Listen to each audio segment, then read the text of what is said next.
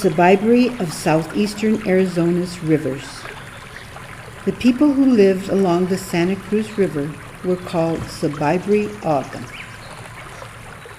In fact, since about AD 1300, the Sobaipuri lived along all the rivers of southeastern Arizona, with villages clustered where surface flow was reliable. Padre Kino noticed this variability in surface flow in the 1690s. Lack of surface flow accounts for why there were no Sobaipuri villages between San Martin or Canoa and San Javier del Huac on the Santa Cruz River.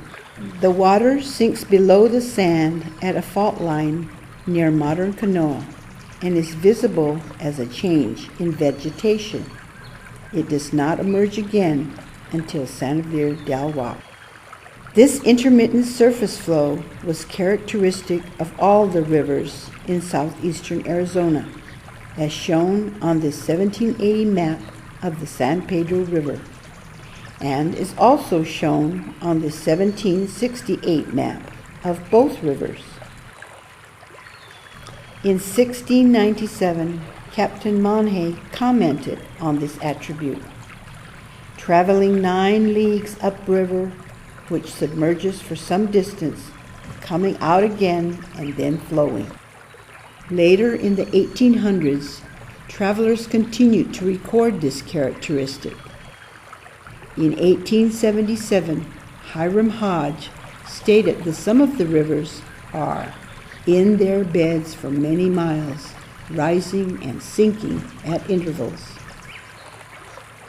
Water flows on the surface when the channel bottom intersects with the water table, or seeps out at fault lines, or, in many cases, bedrock constricts the channel and pushes water to the surface, making it available downstream, where the valley widens and can be irrigated and farmed.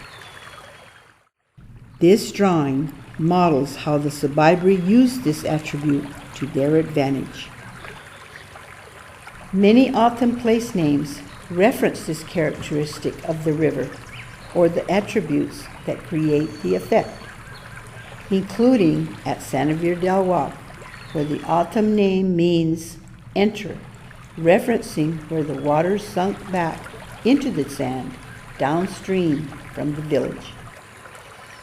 And at Guahui, where the O'odham name means big cliff or bedrock, which references the bedrock that brought water to the surface.